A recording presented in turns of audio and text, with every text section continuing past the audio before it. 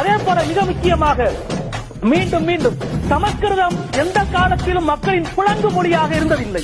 அது ஒரு சடங்கியல் மொழி. ஆனால் தமிழ் அப்படி அல்ல. எல்லா காலத்திலும் 3000 ஆண்டுகளாக மக்களின் மொழியாக இருந்திருக்கிறது.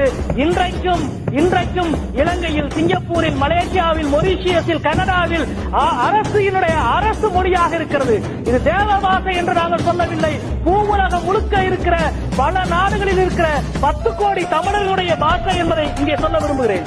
அதே போல தமிழினுடைய பெருமை ஒரு சமயச்சார்பற்ற மொழி. இன்றைக்கு கீழடியினுடைய ஆய்வுகள் இந்திய தொல்லியல் வரலாற்றில் புதிய மைல்கல்லை உருவாக்கியிருக்கிறது. கீழடியில் 16,000 பொருட்கள் கிடைத்திருக்கிறது. அதில் ஒரு பொருள் கூட பெரும் மதங்களும் மத நிறுவனம் சார்ந்த பொருள் கிடையாது. ஆனால் 100க்கும் மேற்பட்ட தமிழ் எழுத்துக்கள் கிடைத்திருக்கிறது.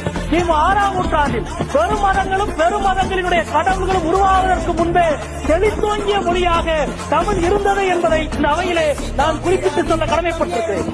இந்த விவாதத்தை சமஸ்கிருதத்துக்கும் தமிழுக்குமான ஒரு போட்டியாக, யுத்தமாக மாற்றாதீர்கள் என்று சொன்னார். நிச்சயம் நாங்கள் அப்படி மாற்ற விரும்பவில்லை. எங்களை விட 700 வருடம் இளைய ஒரு மொழிக்கு எதிராக நாங்கள் ஏன் சண்டை போடப் போகிறோம் என்பதை இந்த நேரத்திலே தெரிவித்துக் கொள்ள கடமைப்பட்டிருக்கிறேன்.